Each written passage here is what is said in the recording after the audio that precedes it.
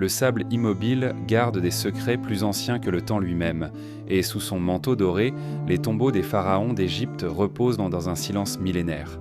Chaque colosse de pierre, chaque hiéroglyphe gravé, murmure l'écho d'une civilisation qui défia la mort pour mieux fasciner l'histoire. Dans la pénombre des galeries funéraires et sous la lueur vacillante des lampes à huile, nous frôlerons les ombres de souverains divins, découvrirons la fragile frontière entre légende et réalité, et écouterons les voix perdues de ceux qui façonnèrent un empire. Ce voyage vous fera sentir l'immensité de l'inconnu, l'empreinte d'une gloire éphémère et l'envoûtement de mystères qui, 4 millénaires plus tard, continuent de hanter les dunes du Nil. Le désert paraît silencieux, immobile, mais sous sa surface dorée, le Nil murmure un récit plus ancien que les premières dynasties. Avant que la couronne blanche et rouge ne scelle l'unification du sud et du nord, des communautés rives du fleuve apprirent à lire les crues comme on lit un livre sacré. Les terres noires, fidèles presque mystiquement à chaque inondation, offrirent la promesse d'une moisson abondante, et déjà, dans les villages naissants, l'idée même d'un souverain se dessinait comme une nécessité face aux caprices du Nil. Les premières empreintes d'une culture organisée apparaissent dans les fouilles de Mérimdé, Badari et Nakada. Là, des potiers offrent le témoin d'un artisanat exceptionnel et des sépultures, parfois modestes, révèlent en eux la hiérarchie naissante. Quelques tombes sont garnies en marceaux de parures en coquillages, indicatrices d'un statut supérieur. Les corps reposent à même la terre, calés dans une position fétale, peut-être en attente d'une renaissance. Le jour où l'homme comprit que son propre destin n'était pas seulement lié aux récoltes, mais qu'il pouvait aussi anticiper la mort, marqua le germe d'un pouvoir qui surpasserait l'humain. Au fil des siècles, la figure du premier roi se confond avec le fondateur mythique, Narmer, souvent présenté comme celui qui porta la double couronne pour la première fois. La fameuse palette de Narmer, sculptée dans une pierre grise qui a traversé les âges, nous laisse entrevoir l'idée d'une souveraineté déjà dotée d'iconographie. On y aperçoit un roi dominé par la grandeur de son propre geste, tandis que les animaux captifs et les ennemis sont figés dans un éternel silence de pierre. Cette palette ne livre pas de paroles, mais son symbolisme fait écho à un rituel d'affirmation du pouvoir qui sera à jamais gravé dans la mémoire égyptienne. La naissance de la royauté se lie étroitement à la géographie sacrée. Memphis, à la jonction du delta et de la vallée, devint le point de rencontre entre le nord et le sud. Selon la légende, c'est là qu'Horus, incarnation du roi légitime, aurait posé le pied pour inaugurer le règne terrestre du dieu sur le Nil. Chaque temple, chaque enceinte devait être orienté selon une géométrie précise, reliant le roi aux astres et au monde des vivants. Ainsi naquit le concept de Maat, l'ordre cosmique que le pharaon, en son nom, était chargé de maintenir.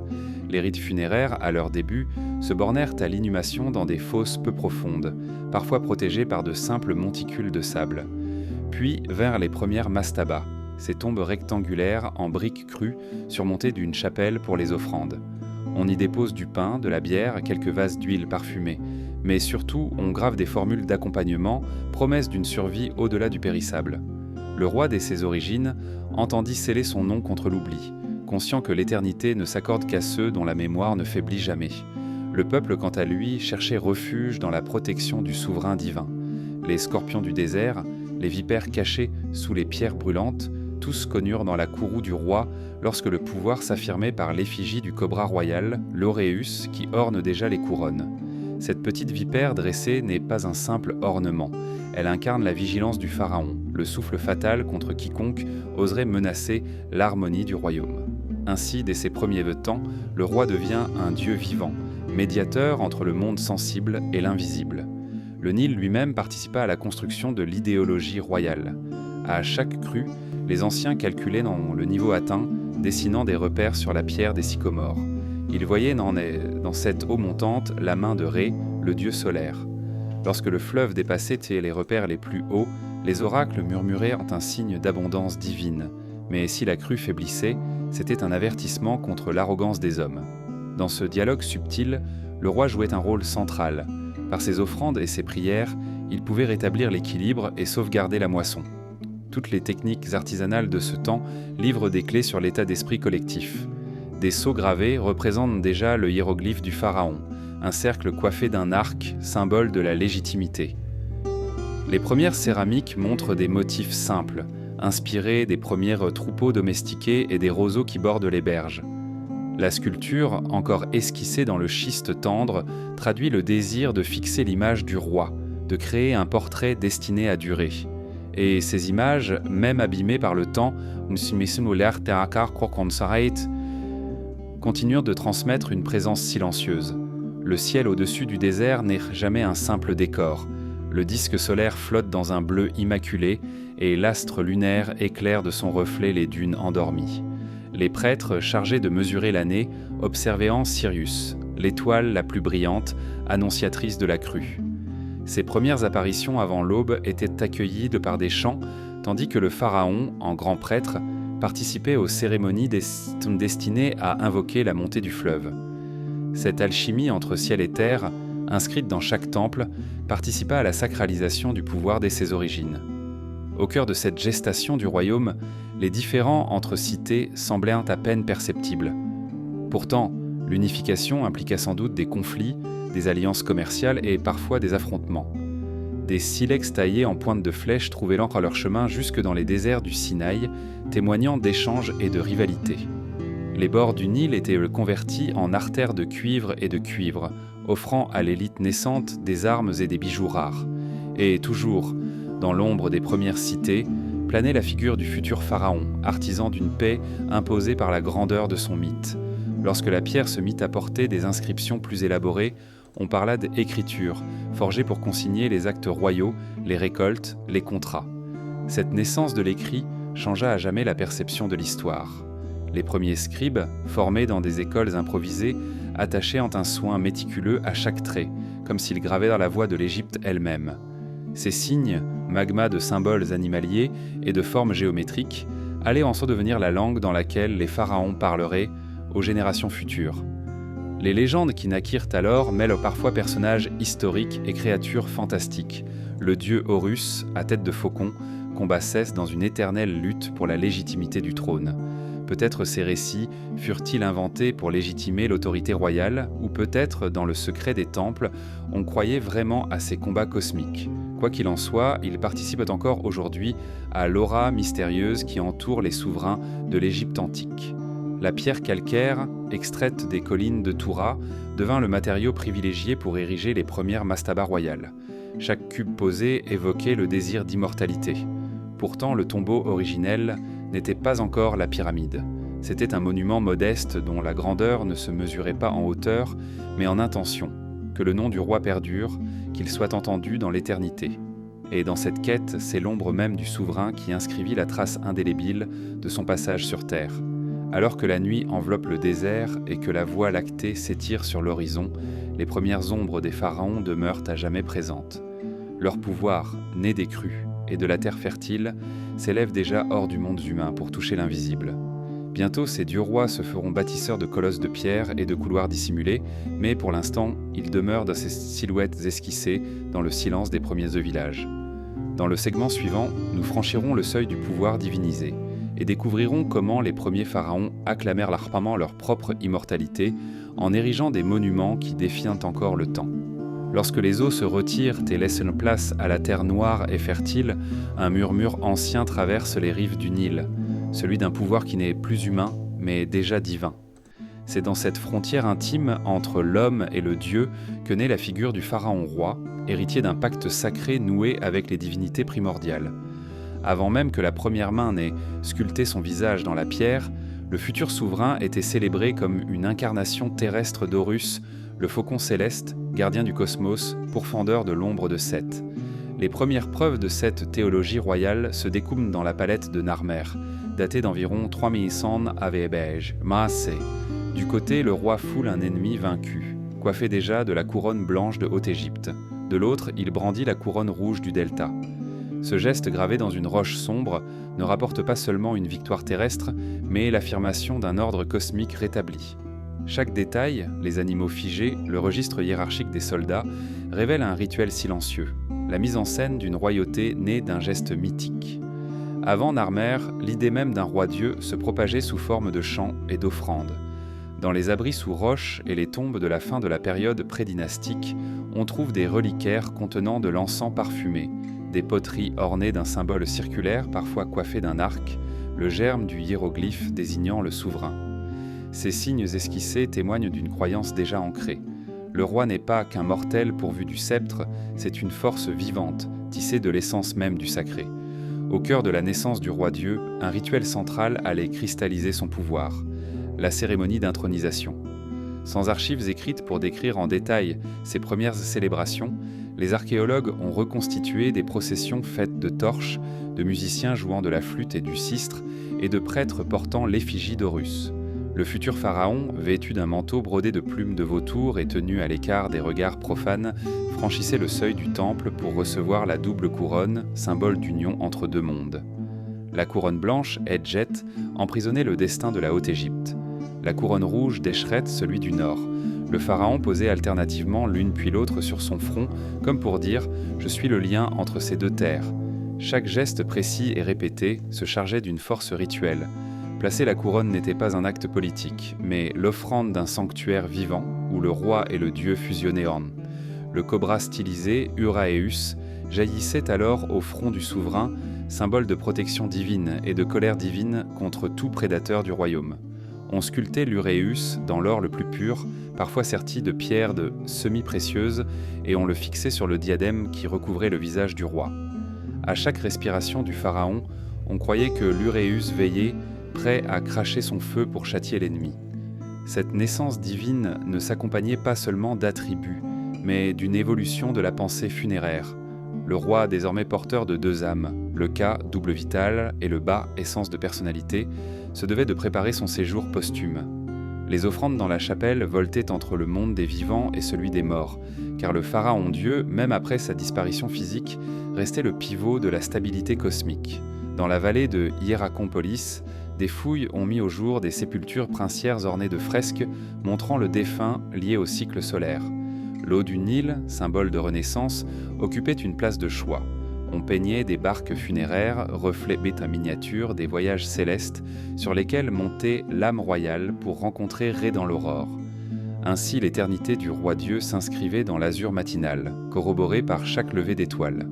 Un autre temple, à Abydos, conserve des vestiges de scènes où l'on voit un souverain précédé d'Horus et suivi d'Anubis. Cette triade souligne la fonction primordiale du pharaon. Il est médiateur, garant de Maat, l'ordre divin. Les prêtres vêtus de robes blanches récitaient en des formules dont le rythme cadencé rappelait l'écoulement du Nil. Chaque syllabe, chaque souffle résonnait comme un acte de création renouvelée. Le goût du luxe et de l'or s'alliait à cette théologie. Bijoux, plaquettes en or martelé, colliers, tout célébraient l'immortalité.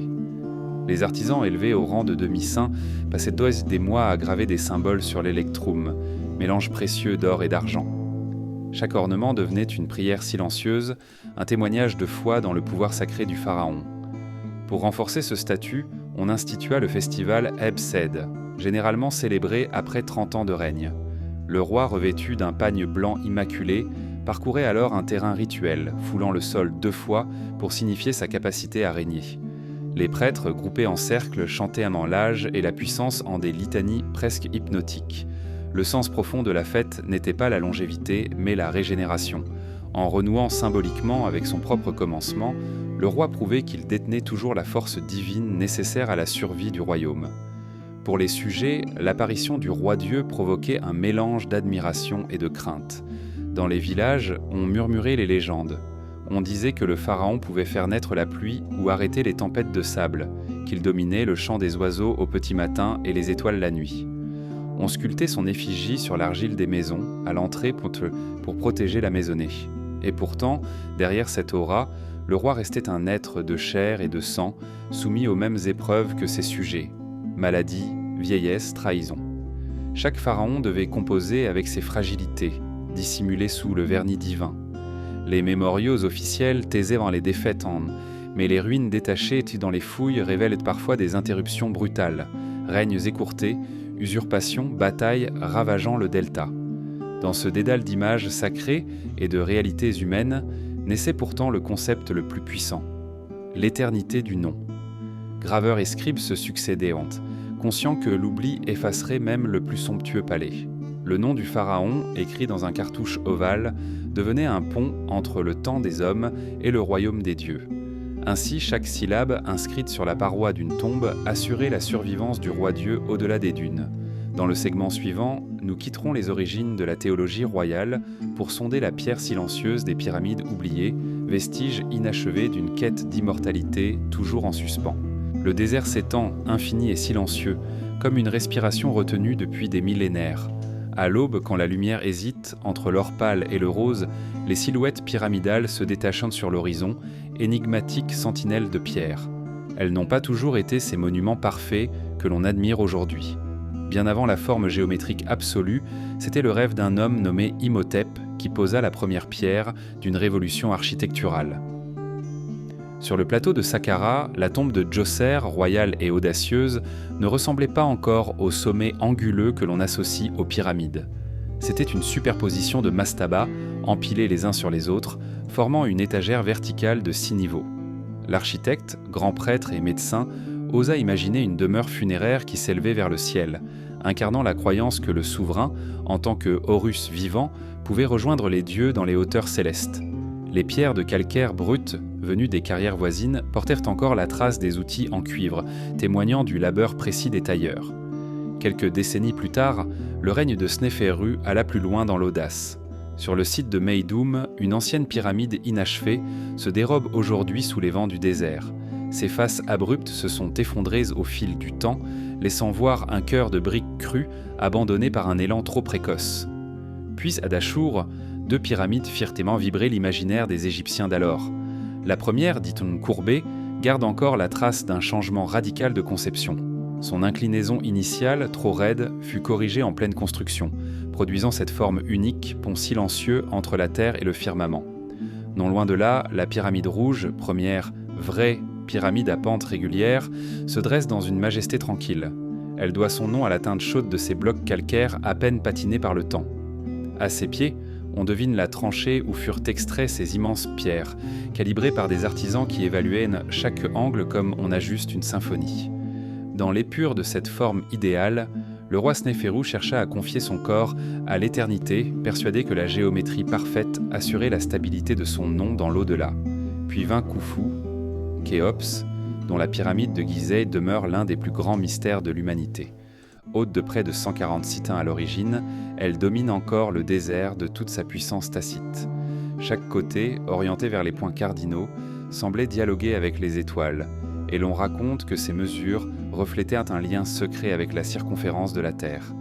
Les blocs, parfois pesant plus de 2 tonnes, furent acheminés depuis les carrières de Toura, sur la rive opposée du Nil, puis dressés avec une précision qui défie l'imagination.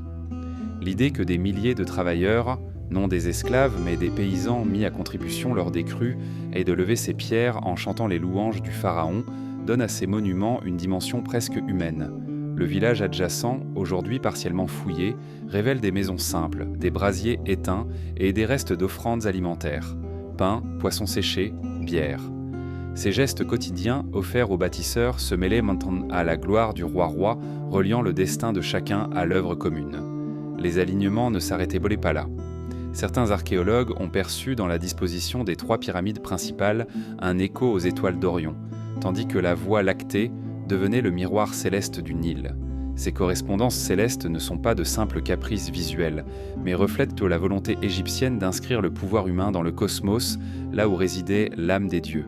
À la nuit tombée, le silence se brisait parfois sous le vol des chouettes ou le craquement des pierres chauffées par le jour, rappelant que la vie continuait autour de ces géants endormis. Au cœur de la pyramide, les couloirs et chambres funéraires formaient un labyrinthe aux dimensions méticuleusement calculées. Dans la grande galerie, la lumière filtrée par de petites ouvertures caressait lissement les parois, créant un jeu d'ombres mouvantes.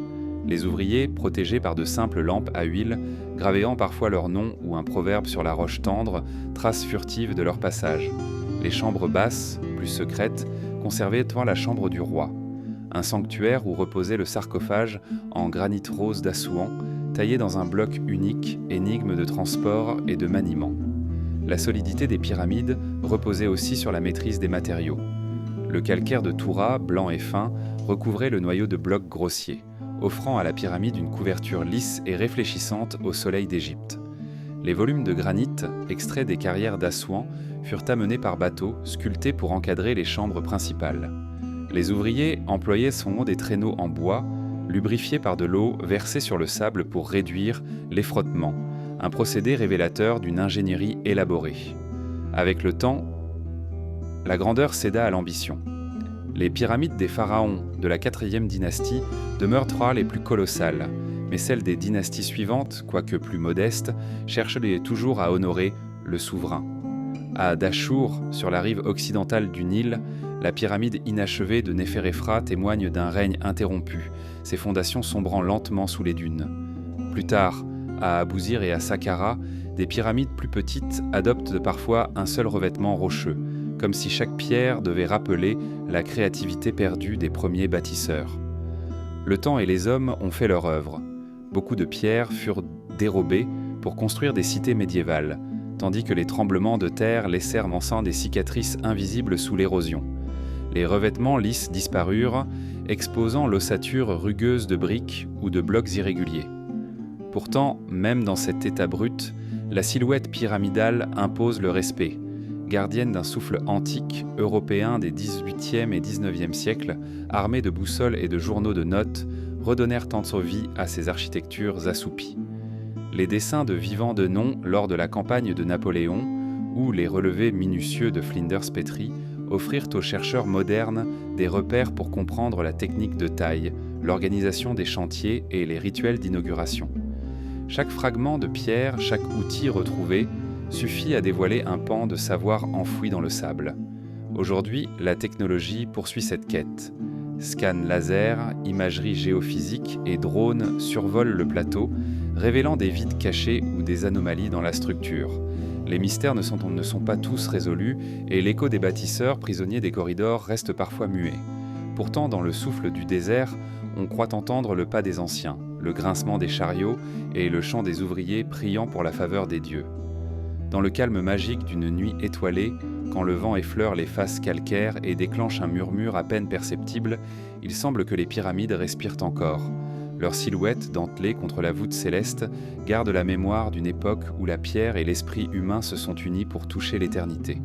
Dans le segment suivant, nous plongerons dans le cœur même de cette civilisation, pour déchiffrer le langage sacré des hiéroglyphes et comprendre comment les Égyptiens ont figé leur récit dans la pierre.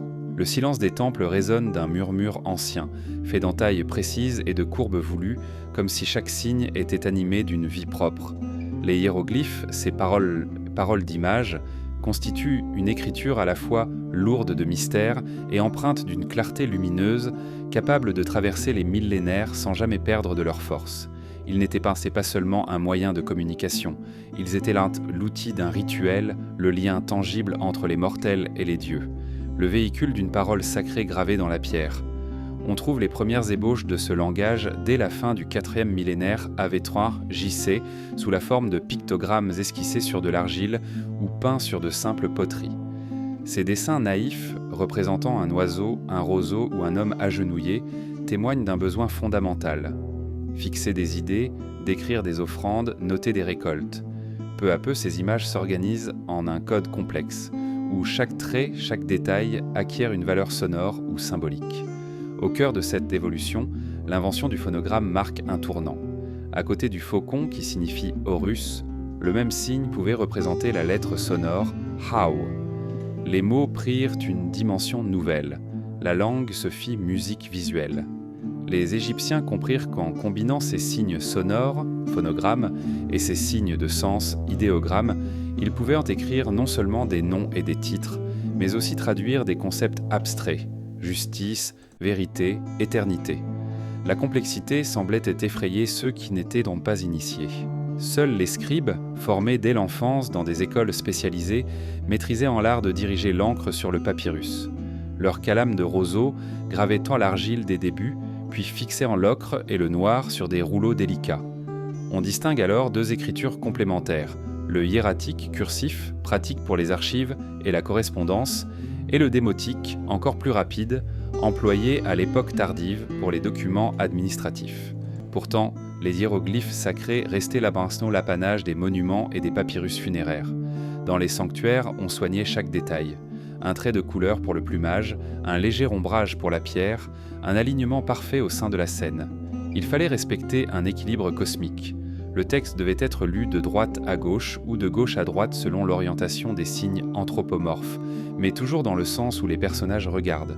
Cette danse de la lecture reflétait l'inversion du monde des vivants et du monde des morts. La palette chromatique ajoutait une dimension symbolique. Le rouge évoquait la vie et le sang, le vert la régénération, le bleu le ciel et l'infini. Les hiéroglyphes en relief, peints de pigments naturels, captèrent la lumière du soleil pour prendre une intensité presque vibrante. Dans certaines chapelles privées, on observe encore des teintes étonnamment préservées, défis silencieux au siècle. Les textes funéraires, tels la célèbre formule d'ouverture de la bouche, gravée sur les parois de la tombe, avaient pour vocation d'animer le défunt. Chaque hiéroglyphe était prononcé durant les rituels, libérant son pouvoir magique. Le mort, ainsi désentravé, pouvait manger, boire et respirer dans l'au-delà. Ces inscriptions ne décrivaient pas seulement des actes quotidiens, elles invoquaient des formules vivifiantes, mélange de poésie rituelle et de pragmatisme mystique. À l'extérieur des nécropoles, les temples royaux érigeaient des colonnes et des pylônes recouverts de récits. Victoires militaires, offrandes solennelles, fondations de chapelles. Les rois souhaitaient inscrire éternellement leurs titres et leurs exploits, persuadés qu'un nom écrit ne mourrait jamais. Les cortèges de dieux sculptés en bas-relief semblaient animés par l'alternance du plein et du vide, chaque hiéroglyphe s'ancrant dans la roche pour défier l'effacement. Les voyageurs grecs et romains, longtemps incapables de déchiffrer ce langage, s'émerveillaient de ces signes énigmatiques. Aurapollon, au IVe siècle à peine JC, composa un hiéroglyphica où il livra quelques interprétations plus proches de la spéculation philosophique que de la réalité linguistique. Il voyait dans chaque hiéroglyphe le reflet d'une vérité cosmique, idée séduisante mais souvent détournée de son sens original. Le voile des hiéroglyphes ne fut véritablement levé qu'en 1799 avec la découverte de la pierre de Rosette. 3 inscriptions identiques en grec, démotique et hiéroglyphes permirent à Champollion de percer le code. Son triomphe, en 1822, ouvrit les portes d'un savoir perdu. Soudain, les noms des pharaons reprirent vie. Les récits épiques purent être lus. La mémoire égyptienne enfin entendue. Pourtant, même après cette percée, certains signes demeurent énigmatiques. Des inscriptions isolées, trouvées dans des cavités interdites, n'ont livré que des approximations de sens. Les textes astronomiques, par exemple, utilisent des métaphores déconcertantes, où étoiles et animaux se mêlent en un kaléidoscope symbolique difficile à interpréter. Avec l'avènement des technologies modernes, les chercheurs ont redoublé d'efforts. Imagerie multispectrale, analyse de traceurs d'encre, intelligence artificielle. Des fragments carbonisés de papyrus, indéchiffrables à l'œil nu, se révèlent peu à peu. Jamais le langage ne semblait aussi vivant et aussi secret à la fois. Aujourd'hui, chaque nouvelle découverte modifie légèrement notre compréhension. Un signe jadis interprété comme un simple nom de plante se révèle un terme mythologique. Un ensemble de textes astrologiques éclaire la place du roi dans l'univers. Les hiéroglyphes, loin d'être une langue morte, évoluent encore sous le regard des philologues et des ingénieurs. L'écriture sacrée a survécu au pillage, aux vandalisations et au temps qui use la pierre. Les musées conservent des papyrus millénaires, délicats entre nos mains modernes, comme des parchemins d'une magie oubliée. Chaque ouverture de rouleau gris et craquant offre un frisson. Le contact avec une voix ancienne, parfois à peine compréhensible, mais toujours porteuse d'un mystère indicible.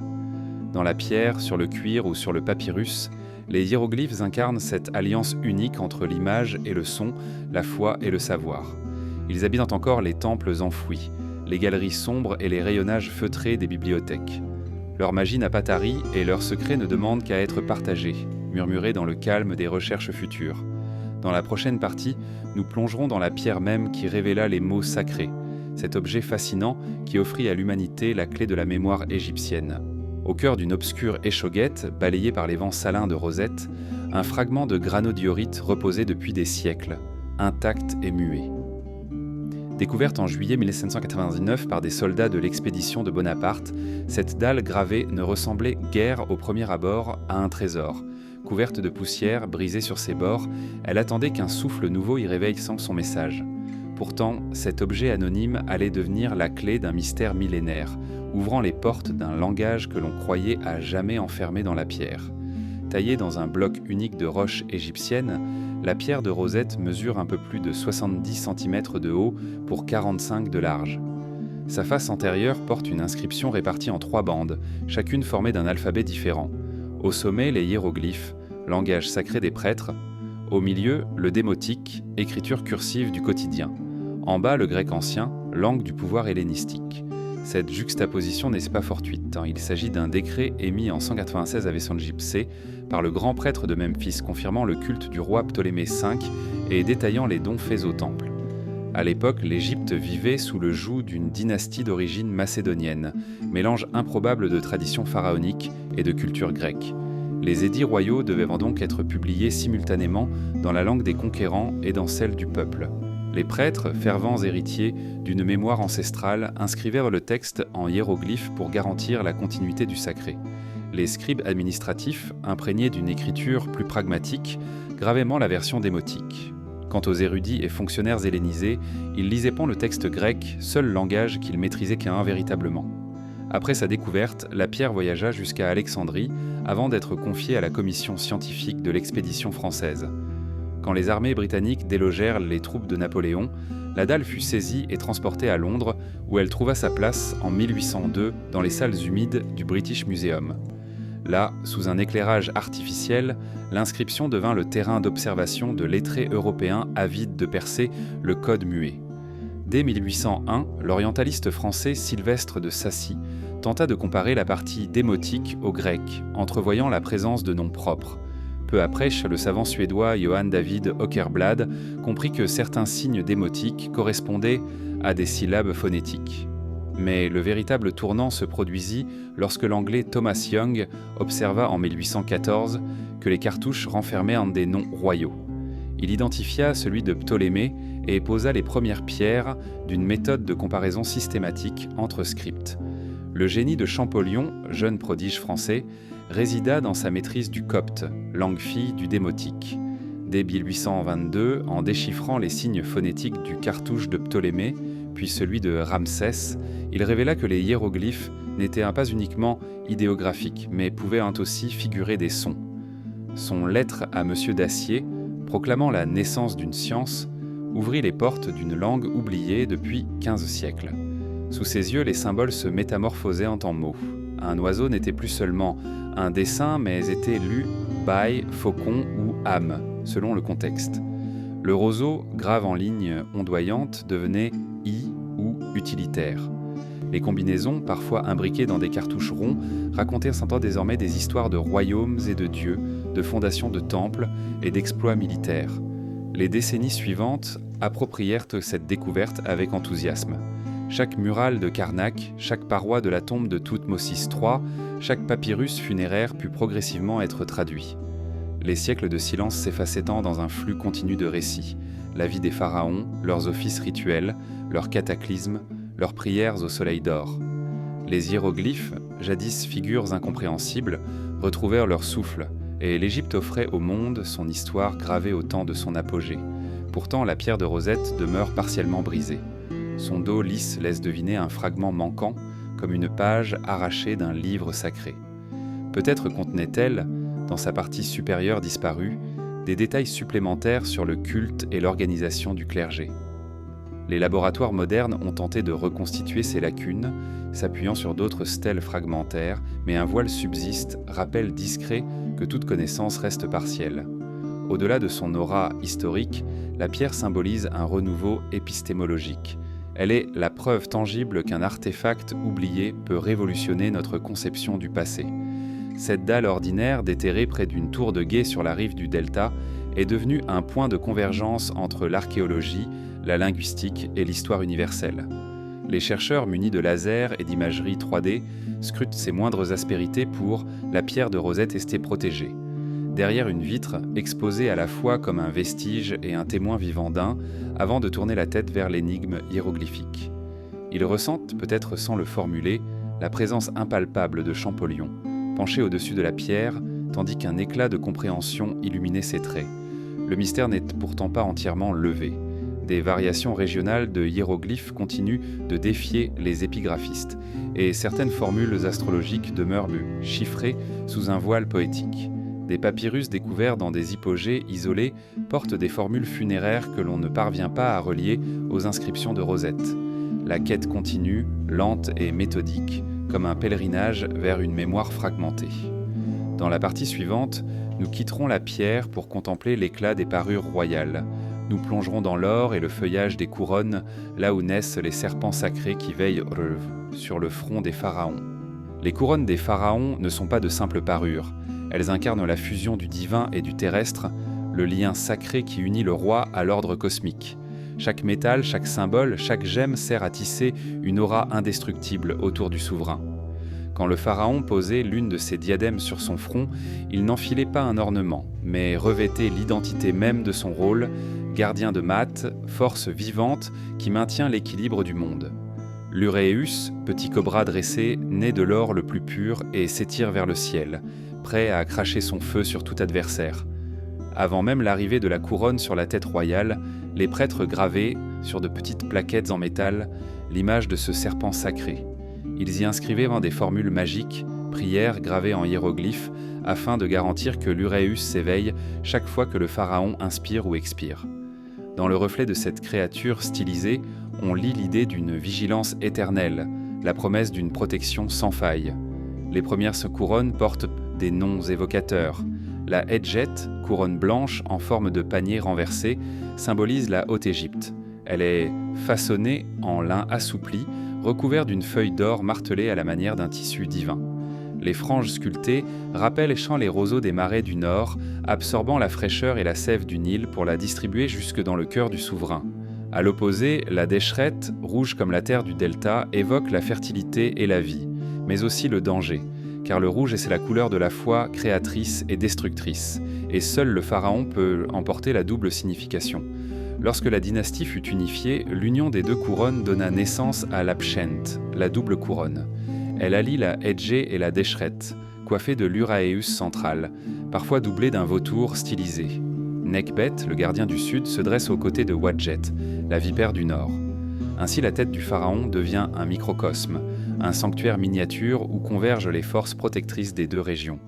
Les sculpteurs travaillaient le métal avec une précision d'orfèvre, utilisant des outils en cuivre trempé, et polissent la surface jusqu'à ce qu'elle renvoie un éclat aveuglant, capable de troubler les regards trop profanes.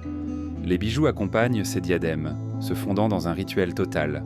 Les colliers pectoraux, les bracelets, les ceintures plastrons, tout respire l'effet d'une présence sacrée. Des perles en turquoise, en lapis-lazuli et en cornaline alternent sur un fil d'or fin, évoquant les eaux du Nil, le ciel infini et le sang du sacrifice. Chaque couleur possède sa partition.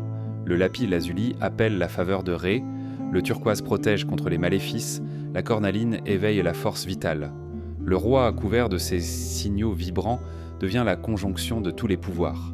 Dans la ville sacrée de Memphis, on découvrit un atelier royal où s'affairaient des bijoutiers et des orfèvres, dont les outils gisaient encore dans les sables. Ces ateliers, organisés selon la stricte hiérarchie des castes, rassemblaient en haine des artisans spécialisés dans chaque étape: extraction du minerai, affinage, martelage, gravure des symboles et sertissage des gemmes. Les tâches se transmettaient de maître à apprenti, et les secrets de fabrication étaient protégés par des serments muets, comme s'il s'agissait d'un savoir divin. Avant chaque grande cérémonie, le pharaon accomplissait une toilette sacrée dans le sanctuaire du temple principal. Des prêtres revêtus de vêtements blancs murmuraient des formules rituelles pour purifier la couronne et les bijoux. Ils aspergeaient en col d'eau de rose et de nard les objets précieux, puis posaient un voile d'encens afin de chasser les mauvaises influences. Lorsque la parure était offerte au roi, il s'inclinait devant son propre reflet dans un bassin d'argent poli, comme pour reconnaître l'être multiple qu'il incarnait. Chef de guerre, grand prêtre, garant de la prospérité. Les iconographies des funéraires nous montrent le pharaon au moment de sa mort, coiffé de la couronne royale, prêt à devenir un être hybride, à la fois humain défunt et dieu immortel. Dans la vallée des rois, on a retrouvé des masques mortuaires en or, à la fois masques de ferveur et scellés de protection. La célèbre tête d'or de Toutankhamon, pesant près de 11 kg, porte encore les traces des pigments et des incrustations de verre coloré, créant un visage à la fois familier et hors du temps. Les yeux en obsidienne semblent scruter nos âmes, rappelant l'éternité du regard souverain. La couronne n'est pas seulement un symbole de pouvoir, elle cristallise l'idée d'une royauté transmise par la succession. chaque héritier doit recevoir la parure ancestrale pour légitimer sa place sur le trône. Lorsque le nouveau pharaon s'avance, la couronne de son prédécesseur repose dans un coffre sacré, scellé sous l'œil vigilant des grands prêtres. Les rituels de transfert durent plusieurs jours. On invoque les dieux de la protection, on offre des sacrifices, on chante des hymnes solennels qui résonnent dans la nef du temple. Mais parfois la couronne est chevolée, perdue dans les turbulences des guerres de succession. Les textes relatent des complots où des usurpateurs dissimulent la tête royale sous un ample châle, tentant de usurper l'identité divine. Les prêtres, alertés par l'absence de l'uréus au sommet du diadème, déclenchent alors des rites de purification et de reconquête du pouvoir légitime. Ces tensions rappellent que la couronne, au-delà de son éclat, demeure un objet vulnérable, dont la disparition signifierait la faillite de l'ordre sacré. À la fin de l'ère pharaonique, lorsque l'Égypte fut conquise et occupée par des forces étrangères, les couronnes furent parfois modifiées, associant des symboles hellénistiques ou romains. Des portraits des sons de souverains locaux représentent encore l'uréus et les vautours, flanqués de l'aigle impérial ou de la palme romaine. Cette hybridation visuelle révèle la force de l'héritage égyptien. Même en temps de domination, la gloire du pharaon roi demeurait une référence incontournable. Aujourd'hui, les musées du monde entier conservent ces trésors d'or et de pierre. Les vitrines climatisées protègent les fines feuilles de bois de métal, tandis que les visiteurs, à travers des barrières de verre, contemplent le reflet de leur propre fascination. Lorsque la lumière caresse l'uréus millénaire, un frisson parcourt les collections. La couronne garde la mémoire d'un temps où l'homme se croyait capable d'atteindre le divin en fusionnant son corps et son âme dans un bijou immortel. Dans le prochain segment, nous plongerons au-delà des oripeaux et explorerons les rites qui préparaient le roi à franchir la frontière de la mort, ouvrant la porte d'un au-delà mystérieux et plein de promesses. Dans le souffle feutré de la nécropole, chaque geste préparatoire participe à un dialogue silencieux entre le monde des vivants et celui des morts.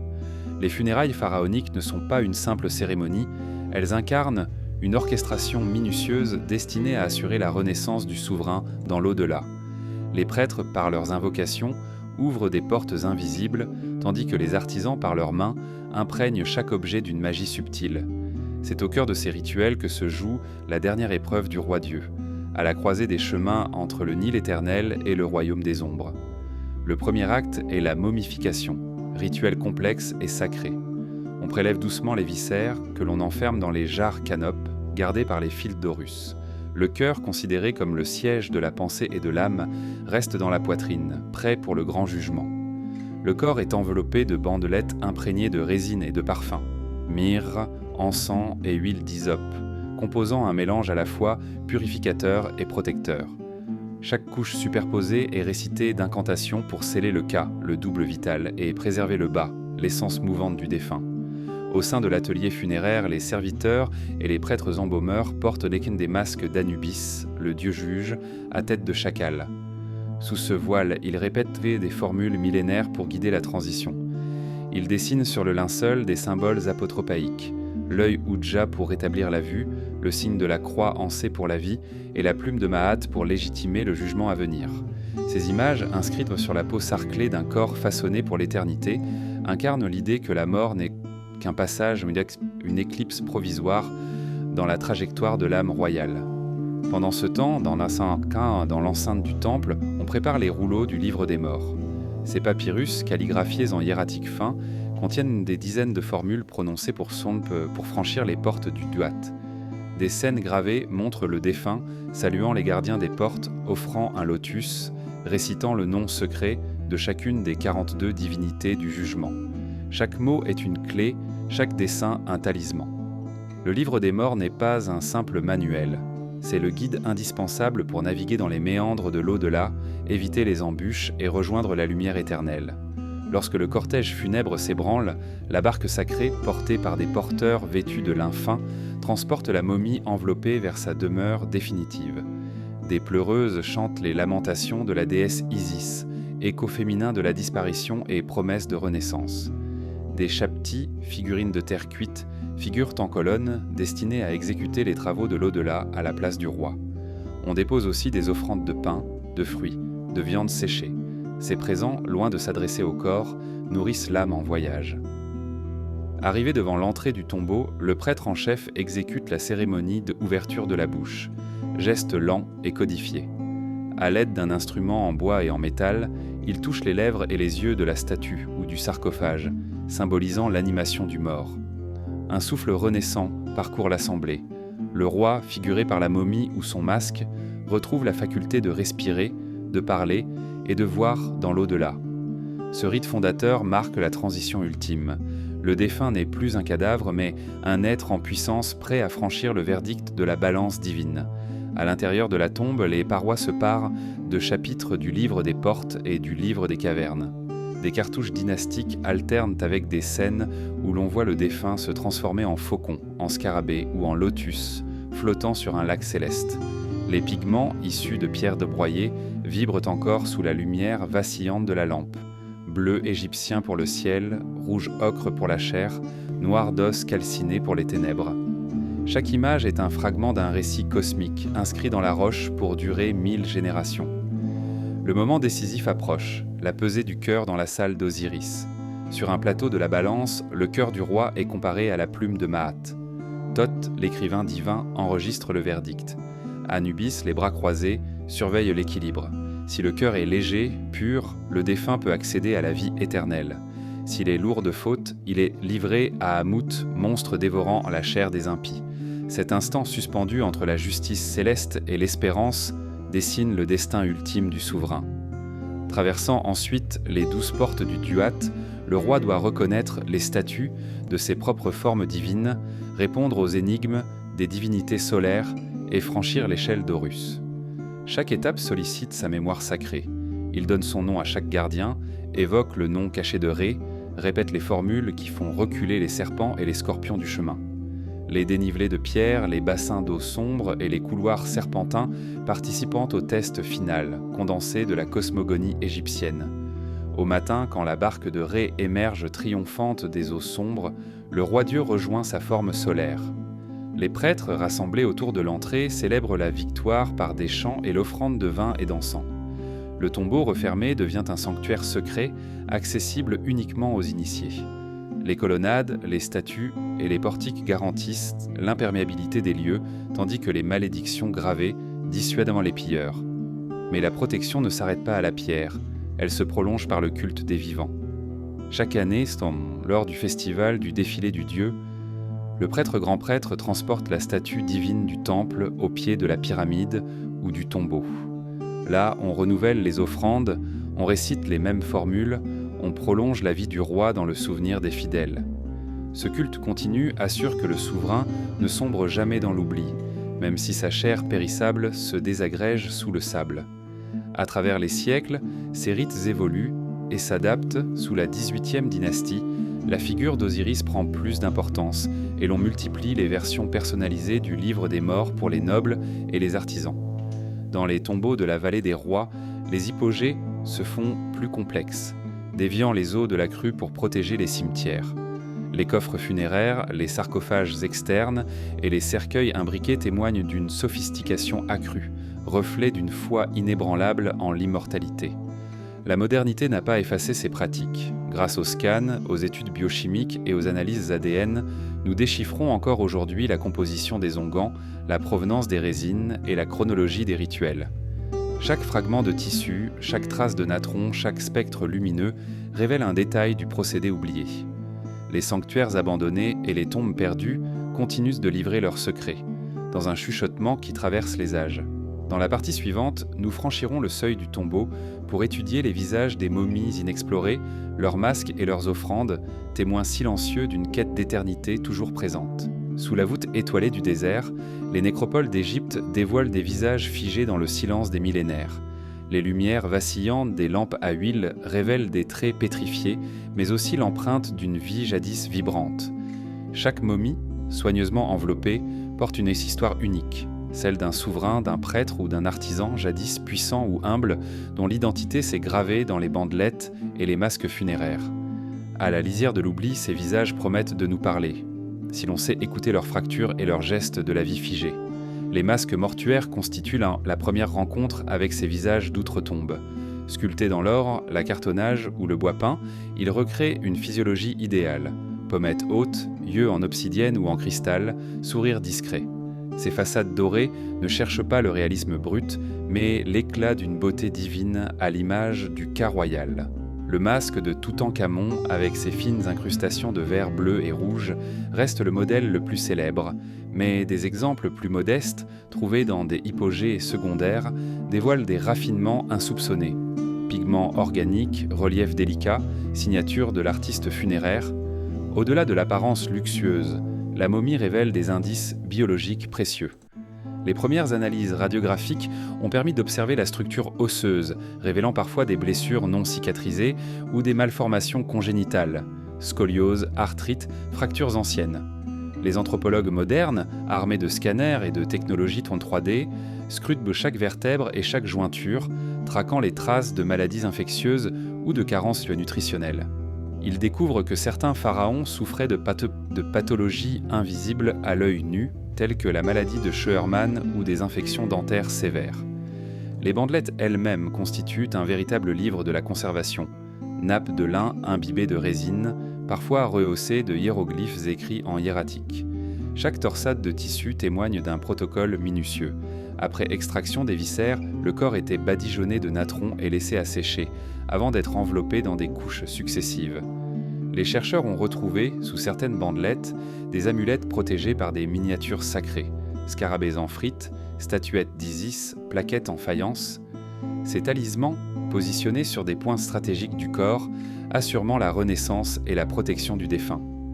Les visages qui émergent à l'ouverture des sarcophages ont parfois surpris les premiers explorateurs.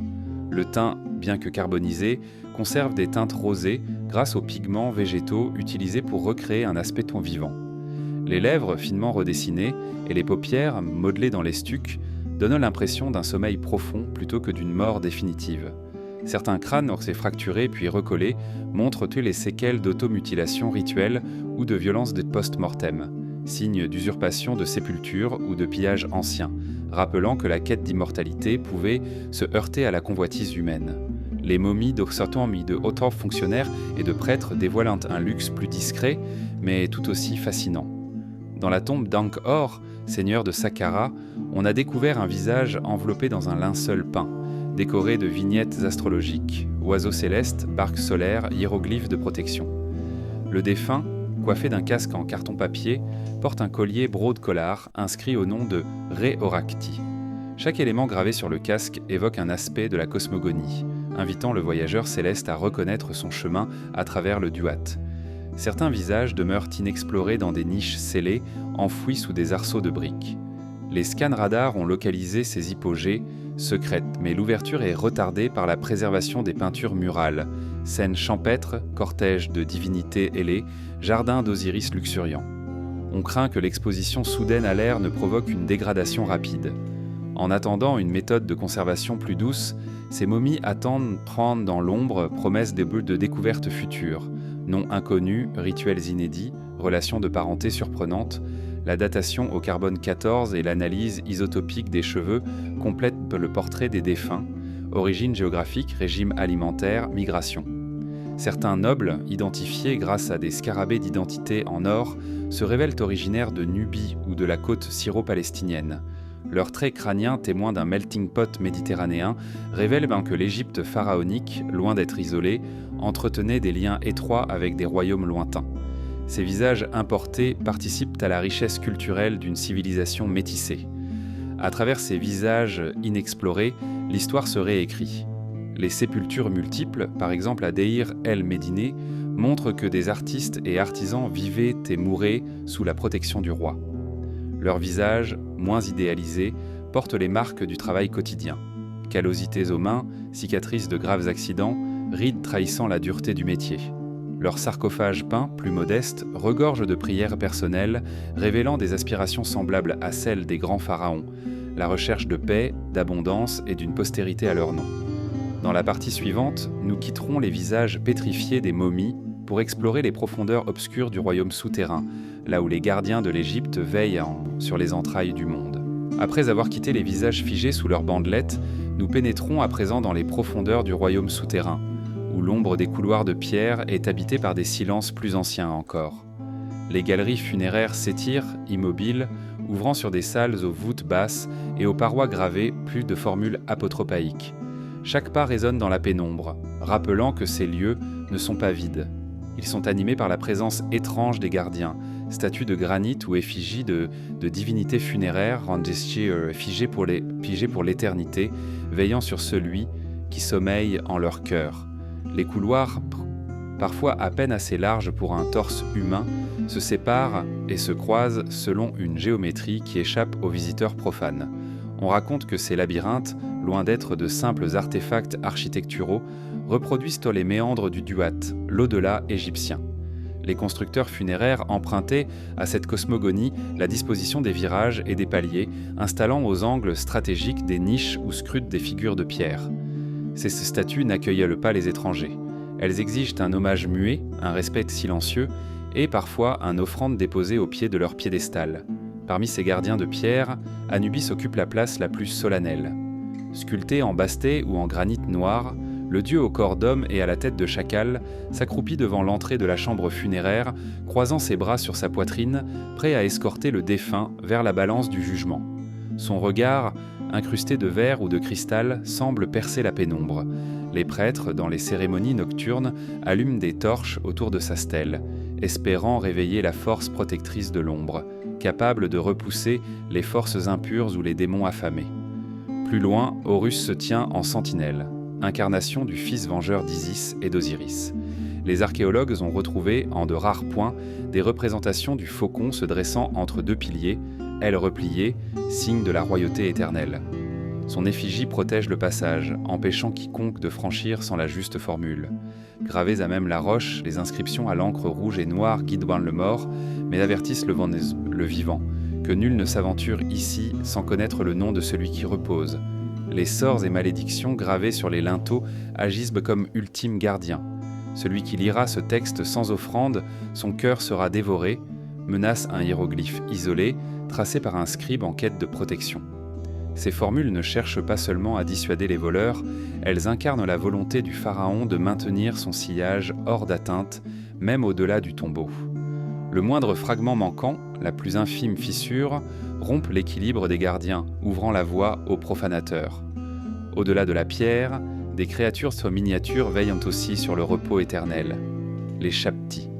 Ces figurines, placées par centaines dans les tombes, sont assignées aux travaux de l'au-delà, interprétant la volonté du défunt. Mais certains vœux gravés sur leur surface les désignent également comme gardiens secondaires. Tu dresseras le mur invisible, tu repousseras les ombres voraces. Liées par un nom et une formule, ces statuettes agissent comme sentinelles de second rang, multiplicité d'esprits prêts à s'animer à la venue d'un intrus. La cosmogonie égyptienne elle-même place des gardiens dans les replis de la nuit. À chaque coucher du soleil, la barque de Ré entame son périple souterrain, accompagnée de dieux et de démons. Apophis, le serpent monstrueux, attaque le convoi céleste défendu par le dieu Seth, lui-même associé à la destruction et à la préservation paradoxale. Cette lutte mythique, gravée sur certains sarcophages, rappelle que le véritable gardien du royaume souterrain est le cycle même de la Renaissance. Sans l'épreuve nocturne, la lumière ne renaîtrait jamais. Mais les gardiens humains n'étaient pas en reste. Les prêtres funéraires, héritiers des scribes d'antan, se chargèrent de renouveler les offrandes, d'entretenir les lampes d'huile, de veiller aux paroles sacrées. Ils vivaient dans des habitations austères, proches des tombes, et juraient même de protéger l'accès aux hypogées. Certains textes, retrouvés sur des ostracas dans leur village, évoquent des patrouilles nocturnes, des chants rituels et des manœuvres pour combler les galeries secrètes d'éboulis. Aujourd'hui, la silhouette moderne des gardiens est bien différente. Les archéologues, armés de scanners géophysiques, de drones et d'imagerie infrarouge, explorent les mystères inaccessibles. Leurs instruments traquent les cavités, perçoivent les densités et révèlent les statues invisibles sous des mètres de sable. Au laboratoire, des logiciels recréent la lumière originelle des peintures, tandis que des gestes prudents prélèvent des échantillons de pigments pour garantir leur conservation. Cette vigilance technologique prolonge la mission des anciens prêtres. Préserver, protéger et comprendre. Pourtant, malgré ces prouesses, le cœur du royaume souterrain garde son secret le plus intime. Les méthodes de datation révèlent un style des phases de construction successives, réajustant l'architecture à chaque règne. Des salles cachées, détecté sous la dalle d'un temple abandonné, reste de fermer, attendant la solution d'un futur périscope muet. En ces lieux, la poussière recèle l'empreinte des bâtisseurs, celle de leurs outils égarés, mais surtout celle de leur foi chevillée à la pierre. Le visiteur, même averti, ressent ce contraste étrange entre la froideur des matériaux et la chaleur d'une présence imperceptible. L'écho de pas anciens, les reflets fugitifs des torches et le parfum lointain de l'huile d'olive imprégnée de myrrhe composent un orchestre souterrain. Les statues, bien que muettes, semblent respirer sous la voûte, adaptant leur silence à nos lenteurs. Chaque clin d'œil de lumière éveille un détail, une inscription oubliée, un visage gravé dans le granit. Dans ce royaume où le temps semble avoir suspendu son vol, les gardiens nous enseignent une vérité fondamentale. La mémoire et la protection ne s'exercent pas seulement dans le visible, mais aussi dans l'invisible, dans l'intention gravée, dans la prière silencieuse. Et quand la sortie n'apparaît qu'au détour d'un angle, c'est leur ombre qui nous conduit, comme un fil secret reliant l'humain au divin. Dans la partie suivante, nous nous aventurerons hors des galeries et explorerons les trésors engloutis sous le désert, restes épars d'un monde enfoui, gardien silencieux de l'opulence pharaonique. Le désert paraît impassible, mais ses dunes dissimulent d'infinies chambres secrètes, vestiges d'un royaume jadis éclatant. Sous l'écume dorée des sables, des trésors inestimables dorment depuis des millénaires, engloutis par le vent et l'oubli. Les voûtes silencieuses des nécropoles, les hypogées cachés sous des dunes mouvantes, tout cela forme un labyrinthe invisible où s'entrelacent la richesse des pharaons et le mystère des fouilles encore à venir. Lorsque Howard Carter ouvrit la tombe de Toutankhamon en 1922, il libéra un écho sans précédent. L'or massif, les gemmes étincelantes, les chars miniatures disposés au pied de lait du sarcophage, tout parlait d'un trésor intact, protégé des pilleurs. Les murs recouverts de vignettes funéraires décrivant la barque solaire se dressaient autour de l'enfant roi comme un écrin parfait. Mais cette découverte miraculeuse ne fut qu'un prélude. Combien d'autres cavités dorment encore sous la croûte sablonneuse, prêtes à livrer leurs offrandes? À Deir el-Bahari, le cache de la cachette des prêtres d'Amon, mis au jour en 1881, témoigne d'une pratique unique. Lorsque la crainte des pillages grandissait, les serviteurs royaux rassemblaient prennent les dépouilles de plusieurs pharaons pour les séparer de leurs monuments originels, les installant dans un sanctuaire souterrain unique. Là, des sarcophages en quartzite et des cercueils dorés reposent serrés, enveloppés de bandelettes marquées de formules protectrices. Ces sépultures secondaires garantissaient à la royauté un abri sûr, même si le temps devait effacer leur première demeure. Plus loin, dans l'oasis de Baharia, des tombes récentes ont livré d'étonnants trésors, des squelettes d'éléphants momifiés, offrandes inhabituelles associées à des nobles de la 21e dynastie. Les expéditions clandestines des 19e et 20e siècles avaient excavé en silence des constructions logées sous des dunes instables, mais la plupart furent rebouchées, leurs richesses évaporées. Ce n'est que grâce à l'imagerie radar que les archéologues modernes appréhendent l'étendue des structures enfouies, prêtes à révéler des statues de granit et des vases canopes ornementés. L'une des trouvailles les plus spectaculaires demeure celle de Tanis, cité perdue du delta, fouillée par Pierre Montet dans les années 1930. Là, sous un temple à demi détruit, il exhuma 3 tombes royales quasi intactes, les sarcophages de Psousénès Ier, de Pharaon Amenémope et de Ramsès II. Les masques mortuaires, moins célèbres que celui de Toutankhamon, éclatent pourtant d'un éclat souverain, sertis de lapis-lazuli, de cornaline et de pâte de verre. Les ors d'une pureté étonnante témoignent d'une tradition parallèle à celle de la vallée des rois, insulaire dans le delta. Mais le désert arabe n'est pas que terre de tombeaux. Il recèle aussi des archives de papyrus, enfouis sous des monticules de gravats. À Oxyrhynch et à Tebtunis, des rouleaux carbonisés livrés par les fouisseurs clandestins ont ouvert une fenêtre sur la vie quotidienne. Lettres de fonctionnaires, traités de médecine, récits poétiques. Ces trésors immatériels, capturés dans l'argile ou le cuir, montrent que le désert, au-delà de son apparemment aridité, recèle aussi la mémoire écrite d'un peuple. Les caches de Chabti, ces figurines destinées à soulager le trépas, se comptent par milliers. Certaines nécropoles secondaires, comme Tel El Amarna, ont livré des caisses entières de statuettes miniatures, chacune gravée du nom de son propriétaire, prêt à œuvrer pour l'éternité. Ces ensembles, abandonnés dans la hâte des pillages ou des reconstructions, s'accumulent sous la poussière, parfois délaissés des musées, attendant qu'on prête à nouveau attention à leur langage silencieux. les techniques modernes repoussent aujourd'hui les frontières de l'exploration. Les satellites équipés de capteurs multispectraux détectent les variations minimes de végétation et de thermie du sol, révélant les contours des structures ensevelies. Les drones survolent les cimetières oubliés, dessinant des cartes photogrammétriques précises. Les géoradars, comme ceux employés à l'ancienne nécropole de Saqqara, tracent dans des profils souterrains, localisent dans des cavités et indiquent dans les zones à fouiller.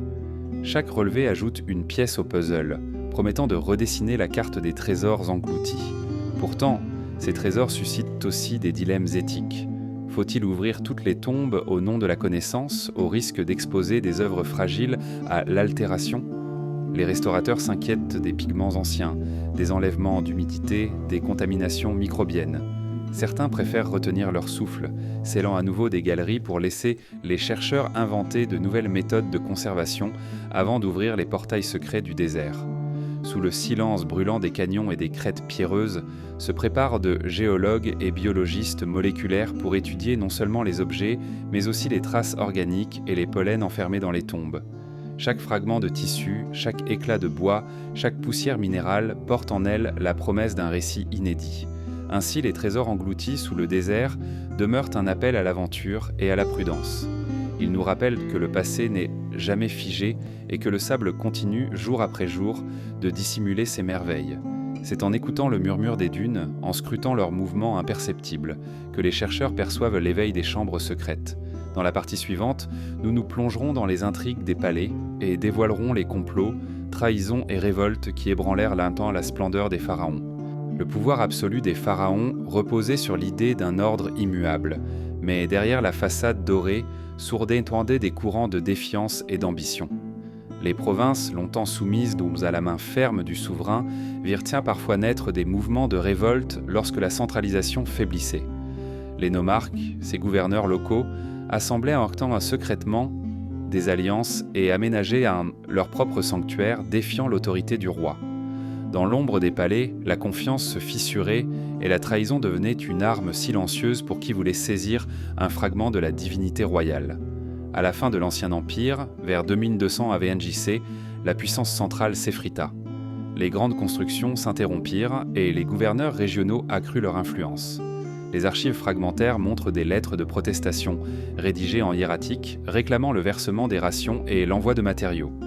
Les cités rivales, Abydos contre Memphis, Thèbes contre Héliopolis, s'affrontaient sur le terrain diplomatique et parfois militaire, préparant le terrain à l'effondrement de la 6e dynastie.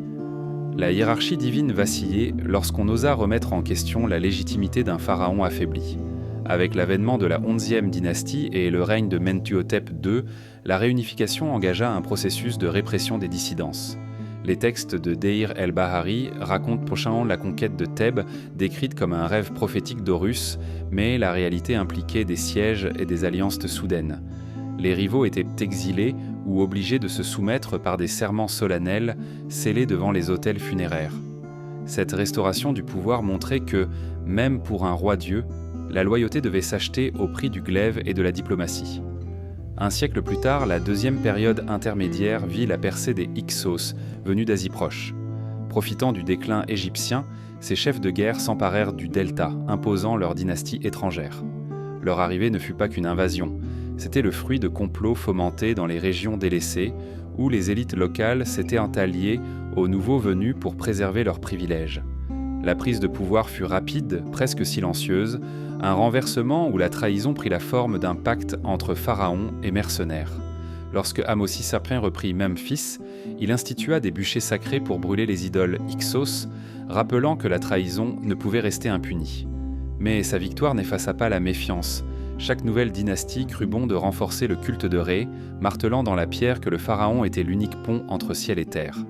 Ainsi, la loyauté s'imposait autant par le rituel que par la crainte d'un complot silencieux. Au Nouvel Empire, la question des conspirations prit un tour plus personnel. Le règne de Hatshepsut, vers 1470 AVNJC, illustre l'art de l'effacement. Cette femme pharaon s'imposa sous le nom de Maat-Karé, usurpant les attributs masculins du pouvoir. Dès son décès, Thoutmôsis III entreprit une campagne systématique pour éradiquer toute trace de son règne. Ses statues furent brisées, ses cartouches martelées. Cette postérité vengeresse, fréquemment documentée par des inscriptions révisées, dévoile qu'un coup d'État silencieux peut s'opérer non par la force, mais par la disparition méthodique de la mémoire. Le retour de Thoutmôsis III n'était pas exempt de trahison. Les hagiographies officielles vendent sa fidélité au culte d'Amon, mais des ostracas découverts à Deir el-Médineh évoquent des complots d'eunuques et de prêtres jaloux de l'influence royale. Ces notes griffonnées au charbon révèlent car la peur que le roi concentre trop de prérogatives, fragilisant l'équilibre traditionnel. Chaque soir, des veillées secrètes prêtaient serment d'empêcher l'excès de zèle royal. Plus tard, le règne d'Amenophis IV, dit Akhenaton, se conclut sur le même schéma de trahison. Désirant imposer l'adoration exclusive d'Aton, il renversa les prêtres d'Amon, confisqua leurs biens et déplaça la capitale à Akhetaton, Tel el-Amarna. Cette révolution religieuse, si elle parut synonyme de modernité, fut ressentie comme une trahison de l'ordre ancien. À sa mort, les monarques suivants, dont Toutankhamon, détruisirent les temples d'Aton et effacèrent le nom d'Akhenaton, un renversement où la mémoire fut la victime première. Le règne de Toutankhamon lui-même ne fut pas immunisé aux intrigues. La découverte de son tombeau scellé révèle des indices d'une mort prématurée.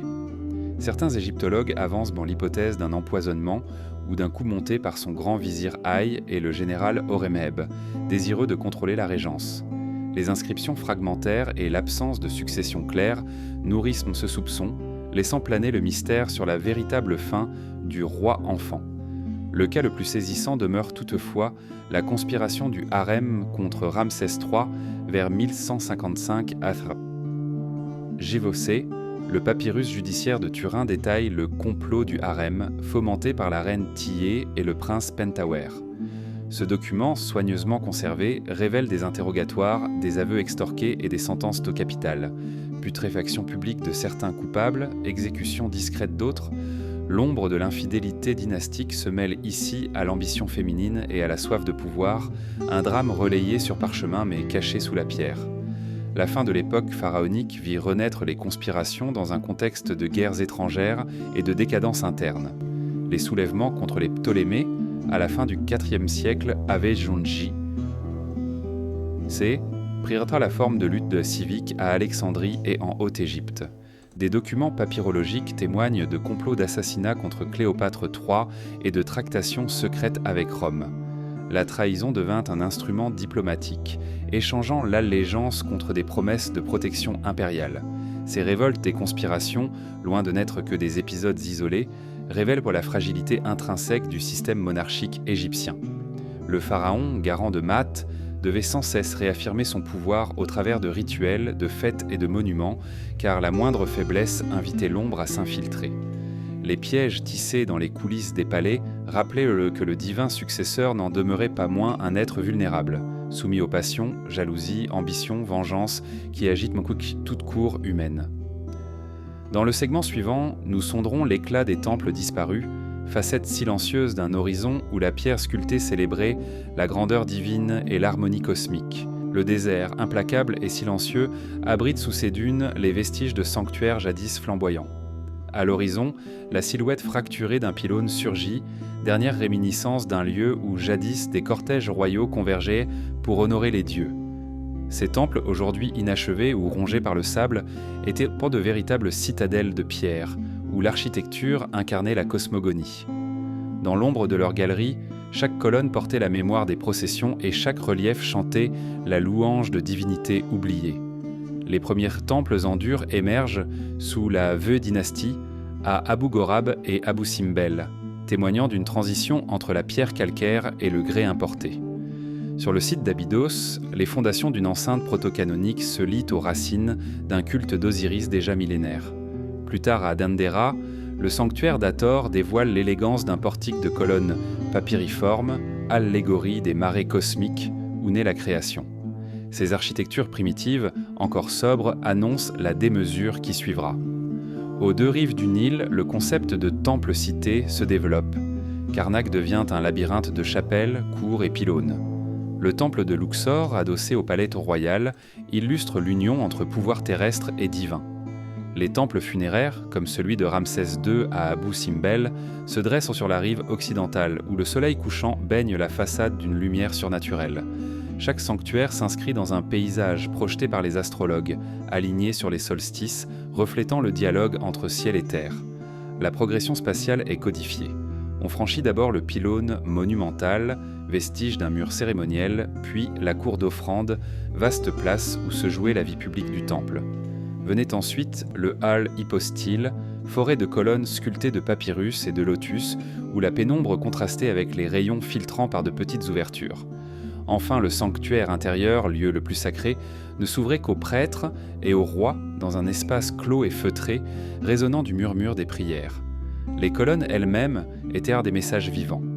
Les chapiteaux en forme de capuchons de papyrus ou de fleurs de lotus marquaient bien des niveaux dans l'idéologie, la naissance du monde, la germination des dieux et l'expansion de la création. Les reliefs, réalisés en bas ou haut relief selon la lumière, capturaient en le regard et guidaient la seule initiée. Les nuances de pigments, bleu égyptien, ocre, vert malachite, ornaient en ces sculptures, effaçant la frontière entre peinture et architecture. Les obélisques, surgissant des parvis, étaient peints des rayons de pierre pointés vers le ciel. Tirés d'un seul bloc de granit d'Assouan, ils servaient de pivot et rituel. Leur ombre déplacée marquait les heures saintes. Surmontés d'un pyramidion recouvert d'une feuille d'or, ils captaient la lumière solaire, symbolisant le lien immuable entre le roi Dieu et le disque solaire. Dispersés à travers l'Empire, certains furent transportés à Rome et à Paris, vestiges dispersés d'un élan architectural unique. Le temple n'était pas qu'un lieu de culte, c'était un centre économique et social. Les domaines du clergé employaient des milliers de paysans, dont le travail assurait la récolte des domaines agricoles, dédiés au culte. Les ateliers, les greniers et les brasseries s'étendaient tremblant derrière les murs sacrés. Les processions de barques divines, tirées par des prêtres, recréaient à la montée du Nil en miniature, reliant rituellement le temple à la source de toute vie. Pourtant, la fortune de ces édifices vacilla au fil des siècles. Les tremblements de terre fracturèrent les pylônes, les crues sapèrent les fondations. Les invasions successives, assyriennes, perses, grecques, romaines, détournèrent leurs fonctions. Certains furent convertis en forteresses, d'autres abandonnés à l'ensablement. Les bassins funéraires devinrent marécages, les chapelles se remplirent d'herbes sauvages, et la pierre, autrefois lisse, se mua en un écrin pour la vie du désert. Les nouveaux cultes, chrétiens puis islamiques, remodelèrent ces lieux antiques. Des églises de troglodytiques s'installèrent dans les hypogées, des mosquées s'érigèrent dans les anciennes cours d'offrande. Les inscriptions païennes furent effacées, recouvertes de décorations chrétiennes, puis de calligraphies arabes. Les pierres des temples furent démontées et réutilisées dans les villages naissants. Chaque réemploi portait la trace d'une mémoire en sursis, fragment précaire d'un passé prestigieux. Au XVIIIe et XIXe siècle, l'Europe découvre ses ruines ensevelies. Belzoni, Pering et Lepsius arpentent maintenant les allées en ruines, arrachent les dessins rupestres et engrangent des calotypes. Champollion, guidé par la pierre de Rosette, ouvre le monde égyptien, tandis que des planches lithographiées popularisent ces architectures disparues. Les premiers touristes affluent, fascinés par la grandeur déchue, semant parfois des graffitis qui témoignent de l'emprise de la modernité sur l'antique. Depuis un siècle, l'archéologie de conservation tente de sauver ces témoins fragiles. Les équipes internationales restaurent la colonne papyriforme, consolidant les blocs fissurés avec des matériaux compatibles. Les peintures murales, stabilisées par des gels, retrouvent un éclat sobre, tandis que des housses pentales protectrices s'y préservent les reliefs de l'érosion. Des drones cartographient la cour du temple en 3D, repérant des zones à risque et guidant l'intervention des restaurateurs. Pourtant, la menace demeure. Le tourisme de masse, la pollution atmosphérique et le déplacement des nappes phréatiques fragilisent les vestiges. Les autorités égyptiennes, en partenariat avec l'UNESCO, mettent en place des plans de gestion durable. Les communautés locales sont associées à la valorisation de leur patrimoine, réinventant le rôle du temple non plus comme bastion sacré, mais comme moteur de développement culturel. L'éclat des temples disparus résonne aujourd'hui dans chaque pierre dégagée, chaque fresque recouvrant un mur humide, chaque colonne retrouvant sa verticalité. Leurs contours invisibles sous le sable s'imposent à la lumière de la fouille comme autant de chapitres réécrits. Ces sanctuaires, loin d'être figés, vivent dans l'effort des chercheurs et des artisans, dans le souffle des visiteurs qui marchent sur le sol des anciens mystères. Dans la partie suivante, nous découvrirons comment cet héritage fragmenté continue de vibrer au travers des vestiges vivants qui jalonnent le cours du Nil et l'imaginaire contemporain. Quand la surface du Nil se soulève sous un ciel orageux, c'est comme si une colère profonde grondait au-dessous. Les Égyptiens voyaient dans nos enquêtes dans l'inondation annuelle non seulement la promesse de la vie, la terre noire gorgée d'eau, féconde à nouveau chaque été, mais aussi la manifestation de forces divines puissantes, imprévisibles. Trop basse, la crue signifiait famine et disette. Trop haute, elle emportait des villages, submergeait des sanctuaires, brisait les fondations des temples. Dans ce va-et-vient d'eau et de sédiments se jouaient devant les humeurs des dieux, qu'il convenait d'apaiser par rites et offrandes afin de préserver l'équilibre du monde. Les inscriptions sur les piliers du Nilomètre de Rhoda, près du Caire moderne, offrent un témoignage inestimable. Des marques gravées en langue arabe et parfois en hiéroglyphes recyclés attestent des hauteurs mesurées au fil des siècles. Pour les prêtres de l'Ancien Empire, la station hydraulique primitive permettait d'évaluer le niveau de l'eau dès le mois d'août, crucial pour annoncer une bonne ou une mauvaise année. Les archives notent qu'une crue dépassant 38 pieds en unités égyptiennes anciennes provoquait la crainte. Temples et mastabas, des nobles risquaient tant d'être inondés. Les fossés d'irrigation débordaient, la mémoire gravée dans la pierre se trouvait menacée. Ces variations naturelles nourrissaient tout un pan de la mythologie. On racontait que Sès, dieu de la tempête et du désert, en proie à la jalousie d'Osiris, frappait parfois le fleuve de coups de son sceptre, ouvrant des crues imprévues. Les textes funéraires mentionnent une crue de Seth, évoquée dans un papyrus de Karnak où l'on implorait Horus d'apaiser son oncle afin que l'eau ne monte pas au-delà des berges sacrées.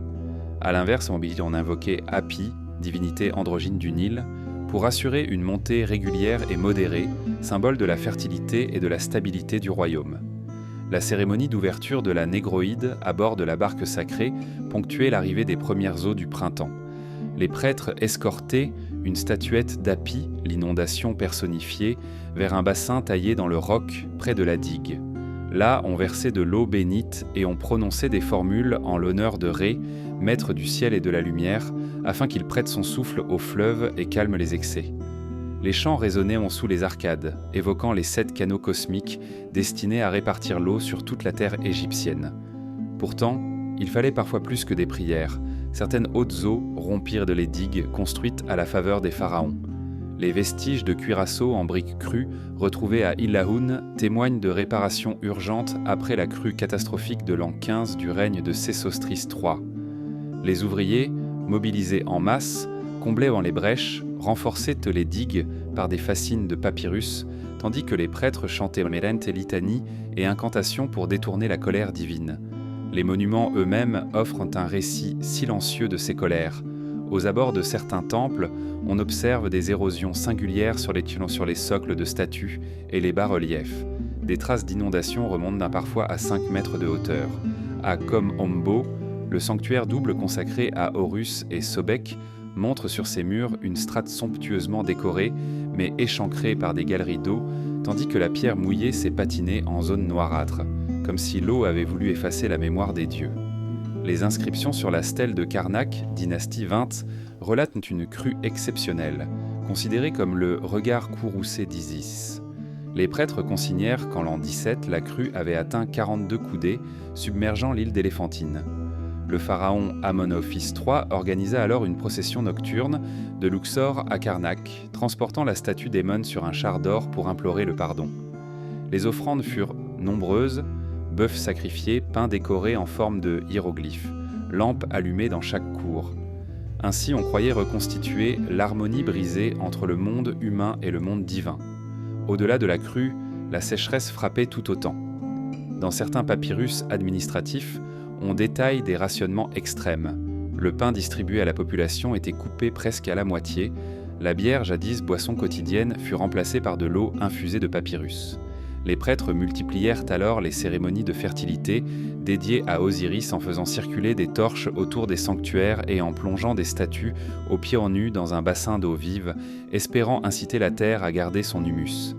Le pharaon, en tant que grand prêtre, assumait la responsabilité de ces caprices naturels. Des reliques parfois retrouvées enfouies au pied des statues colossales portent des traces d'ocre et d'encens, signe d'ex voto pour calmer la colère des dieux. On raconte qu'au moment d'une sécheresse majeure sous Ramsès II, on creusa un puits rituel près d'Abou Simbel, destiné à puiser l'eau du Nil plus profondément pour apaiser Sobek, le dieu crocodile, dont on disait qu'il retenait l'eau dans son antre. Les rapports entre climat et rituel ne s'arrêtèrent pas à l'Égypte ancienne. Les scribes grecs, comme Hérodote, recueillirent des témoignages de paysans décrivant des pluies soudaines, des tornades de sable et des tempêtes traversant le désert. Ils consignaient que le Nil était l'œil de toute l'Égypte, comme une entité vivante dont l'humeur commandait sur les destinées. Ces récits, bien que teintés de merveilleux, soulignent que la maîtrise du fleuve ne se limitait pas à l'irrigation, mais s'étendait à une relation symbiotique entre l'homme et la nature. À l'époque romaine, les empereurs poursuivirent les cérémonies, intégrant parfois des éléments païens. On érigea des autels à Isis et à Sérapis pour conjurer la soif.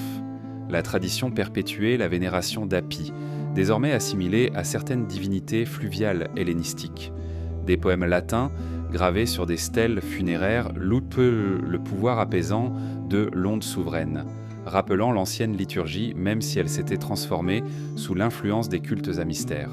Aujourd'hui, les archéologues et les hydrologues collaborent pour comprendre l'impact des colères du Nil à travers les âges.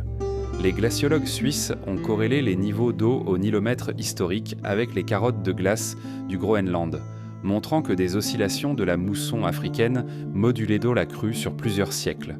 Les modèles climatiques modernes s'inspirent enfin de ces données pour prédire les fluctuations futures, offrant un écho inattendu entre la sagesse antique et les enjeux contemporains. Dans le flot impassible du Nil, même nos bateaux à moteur ne rompront pas le lien ancestral. Les habitants des rives continuent de déposer des offrandes sur de petits autels improvisés. Des fleurs, un peu de pain, une libation d'eau puisée dans le fleuve. Un geste presque imperceptible, mais chargé d'une mémoire millénaire qui relie chaque habitant à cette entité capricieuse et généreuse. Les colères du Nil et des dieux nous rappellent que toute puissance, même celle d'un pharaon divin, dépend d'un fragile équilibre. Face au vent du désert et aux caprices de la lumière, le souverain, ses prêtres et son peuple apprirent à écouter le murmure de l'eau, à décoder ses signes dans le silence des marées. Dans la partie suivante, nous verrons comment, malgré les ravages du temps et des hommes, l'héritage des pharaons survit à travers des vestiges vivants qui témoignent encore aujourd'hui de leur grâce et de leur puissance.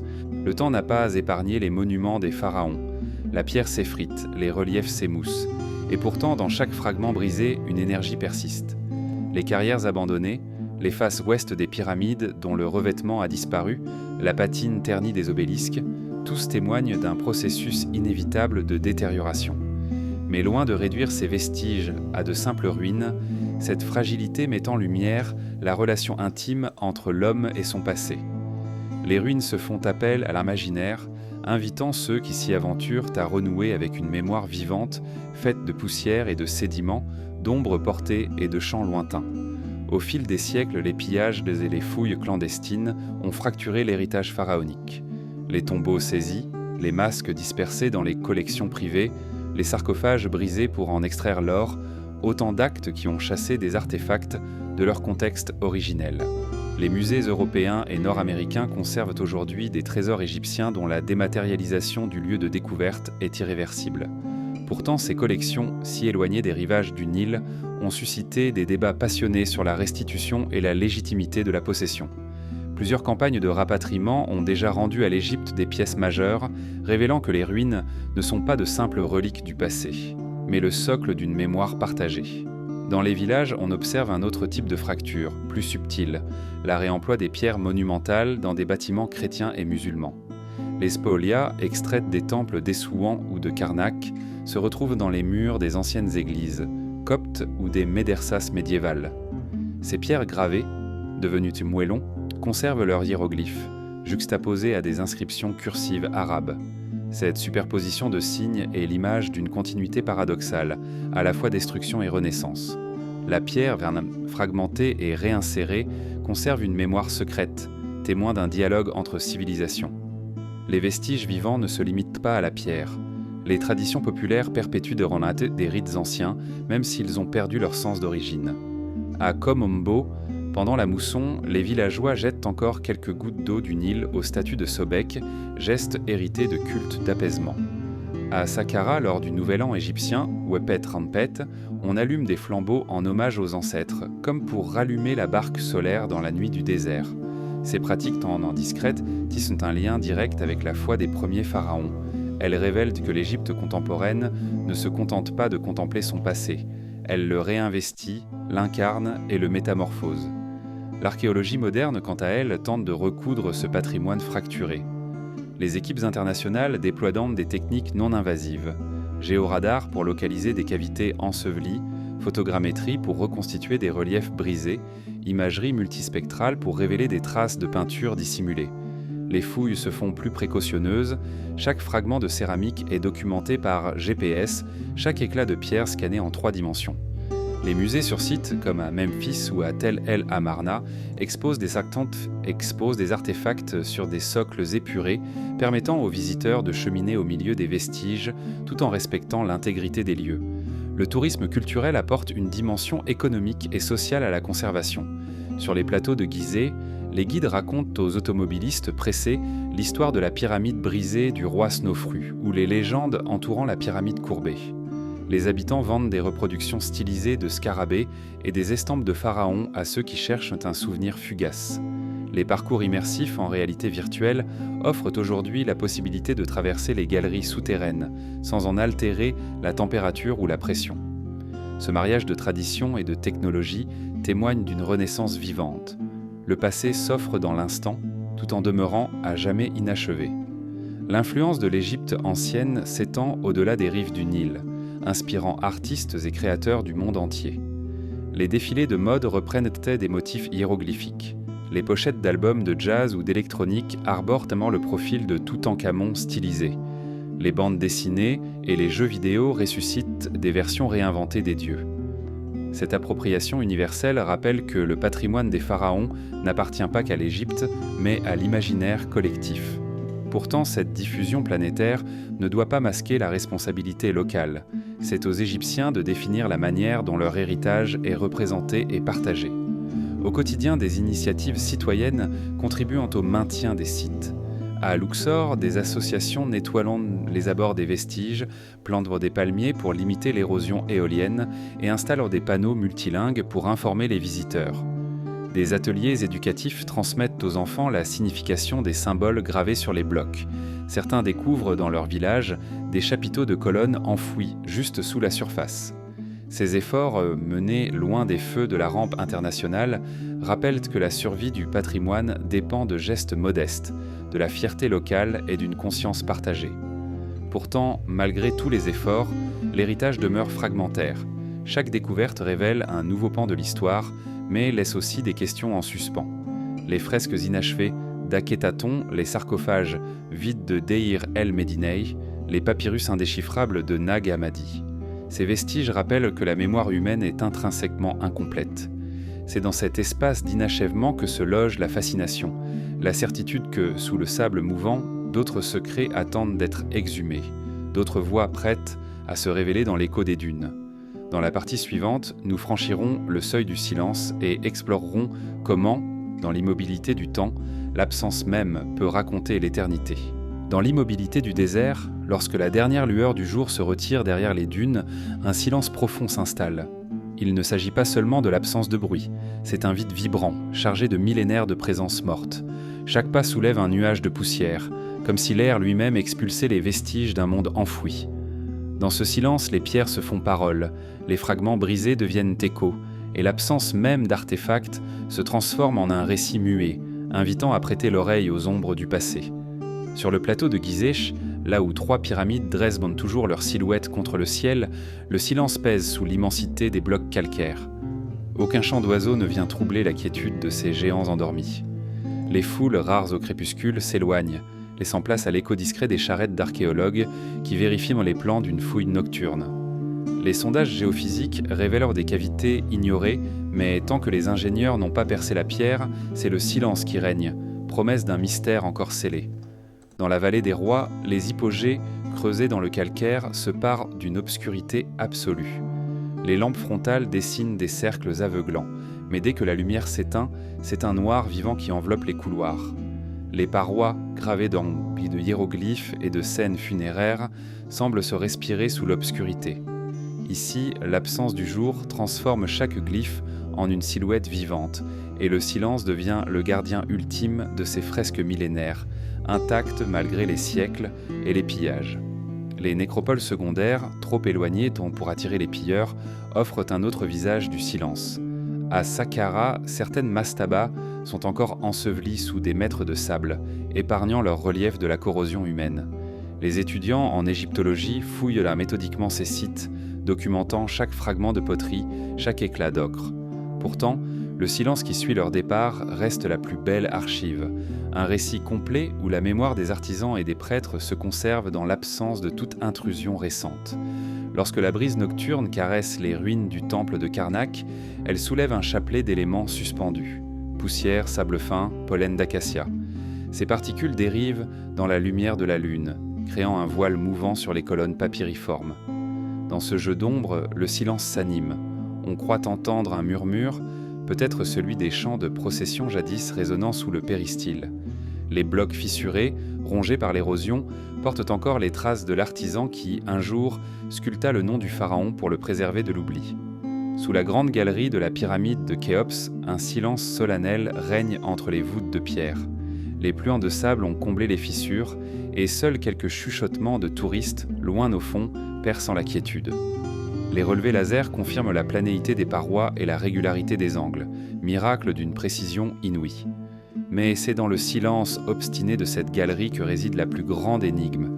Comment des générations de tailleurs ont-elles posé pierre sur pierre, sans autre témoignage que l'absence de marge d'erreur?